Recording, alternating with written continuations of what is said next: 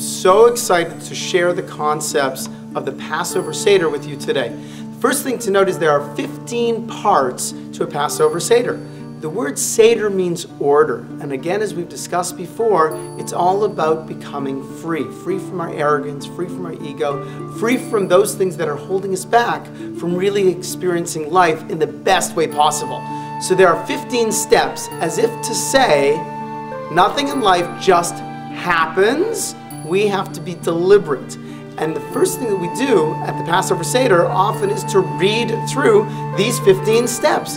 This is to tell us that in life, a person has to know where they want to go. Again, just riding through life day by day without working it out, that's not going to lead me to freedom or greatness. But if I set my course and understand I have to do this step, then this step, then this step, then truly I can achieve freedom. The Magid section, right at the beginning, right prior to the 4 questions, we have a very important paragraph that I'd like to go through with you. This is the bread of affliction that our fathers ate in the land of Egypt. Whoever is hungry, let him come and eat. Whoever is needy, let him come and celebrate Passover. This is very strange. We've been sitting down for 20 minutes at this point, and now we're getting up and inviting people to come to the Passover Seder. Why in the world did we do this?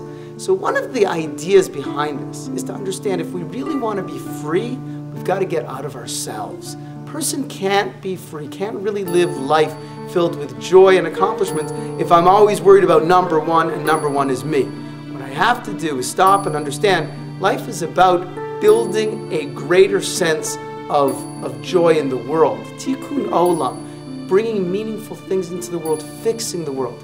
How do I do this? I have to get out of myself and I have to look at what other people need.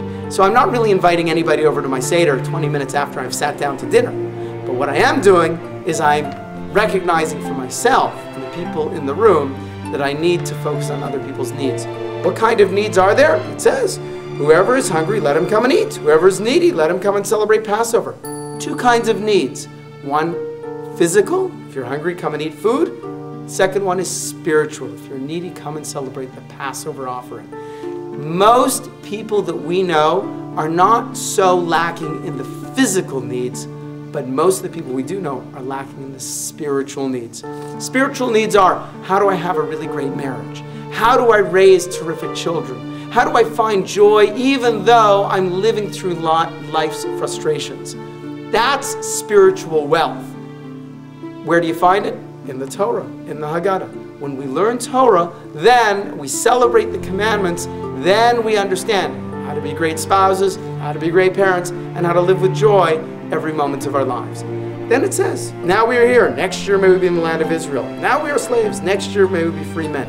Well, I don't know about you, but I've spent many, many Passovers in the land of Israel. Still read this paragraph. That's because the Israel we're looking for is the Israel with the Beis HaMikdash, with the temple, all the sacrifice, with a true sense of unity of the Jewish people. No matter how, yes, we have the land of Israel today. And yes, there's lots of people that are growing and studying Torah, and there's a little bit of a renaissance in Jewish learning going on. You know what? We still haven't made it. We haven't made it till there's peace on earth, till we gather all the Jewish people together, and everyone finds an intense joy and pleasure in their heritage. Let's go to the next section, 4 questions. When I look at this, I don't really see 4 questions. You'll tell me how many questions are in the 4 questions. It starts off, why is this night different than all other nights? Number 1, on all other nights we may eat chametz and matzah. On this night only matzah. 2, on all other nights we may eat many vegetables, but on this night we eat maror. 3, on all other nights we do not dip even once, but on this night twice. 4, on all other nights we eat either sitting or reclining, but on this night we all recline. How many questions? To me, it looks like 1 question and 4 answers. Chametz, symbolic of arrogance and ego. Matzah, symbolic of understanding what's important in life. Back to basics, humility. Tonight, only matzah. We recognize it. We got to focus on matzah. We got to focus on freedom. We have to focus on, it's the bread of affliction in a certain sense, understanding our affliction. On all other nights, we eat all kinds of vegetables, but tonight, maror. Maror is a bitter herb. We have to understand the bitterness of the Jewish people. So we have 2 concepts dealing with bitterness, and then we have a concept number 3 of dipping, which is a sign of royalty, and the 4th one is reclining. Eating while reclining, also a sign of royalty. It's an understanding that in life there's good and bad. No one's life is always a bed of roses. Everyone's life contains challenges and difficulties and pleasures and goodness. Part of being free is to understand that everyone has a mixed bag. Get out of the grass is always greener on the other side mentality, because the truth is, it's not. Everyone has difficulties. Blessed is the person who understands his difficulties are the best difficulties for him and can find joy in those difficulties. Then we continue on. We say, we were slaves to Paro in Egypt, but Hashem our God took us out there with a mighty hand and an outstretched arm. Always important. Does God have a body? No! God does not have a body. It's funny, but even though we are anthropomorphizing our language, we have to recognize that the Almighty does not have a body, and even though we talk about his outstretched arm, it's just a way for the children and those that are less learned in order to have a relationship to the concept that God redeemed us. 4 sons: wise son, a wicked son, a son who is simple, and a son who is unable to ask. Well, these are 4 sons. The way I approach this is these are really 4 parts of us. Every one of us has an aspect of wisdom. Every one of us has an aspect that we want to mock, put down, those that are religious, put down those that are even more learned, and those who want to grow spiritually.